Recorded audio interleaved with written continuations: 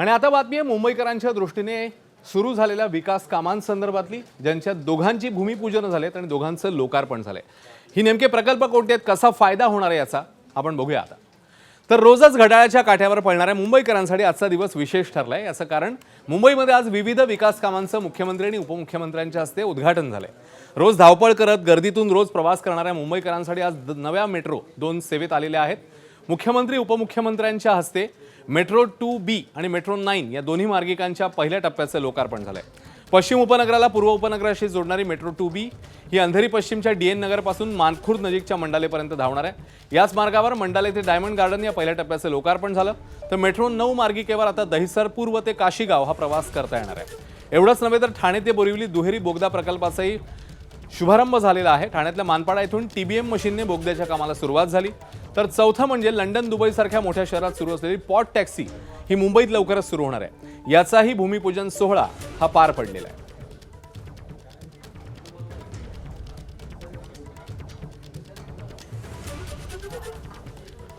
तर मेट्रो 9 आणि मेट्रो 2Bचं लोकार्पण झालेलं आहे। आपण याच प्रकल्पांबद्दल अधिक जाणून घेऊया।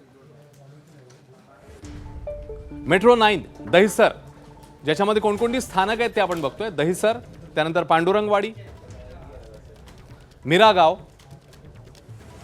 त्यासोबतच काशीगाव, मीरा भाईंदर हे त्याचं शेवटचं स्टेशन असेल या टप्प्यातलं। लाईन 7 आणि लाईन 9 सोबत म्हणजे मेट्रो 9 एकत्रितपणे इंटिग्रेटेड कॉरिडॉर असेल। अंधेरी पूर्व ते मीरा भाईंदर हा आता थेट प्रवास तुम्हाला करता येणार आहे। तर गर्दीच्या वेळी 5 मिनिटं 50 सेकंदांनी ही मेट्रो धावेल। त्याची फ्रिक्वेन्सी किती आहे ते आपण बघतोय आणि इतर वेळी 8 ते 10 मिनिटांनी ही फेरी असेल। मेट्रो 2B मंडाले ते डायमंड गार्डन, मंडाले महाराष्ट्र नगर इथून सुरुवात होणारी ही मेट्रो मानखुर्द, त्यापुढे BSNL, शिवाजी चौक ही या मार्गातली स्टेशन्स आहेत। डायमंड गार्डनला हा प्रवास संपतो आपला। दर 9.5 मिनिटांनी एक फेरी आहे अशी याची फ्रिक्वेन्सी। ABP माझा, उघडा डोळे बघा नीट।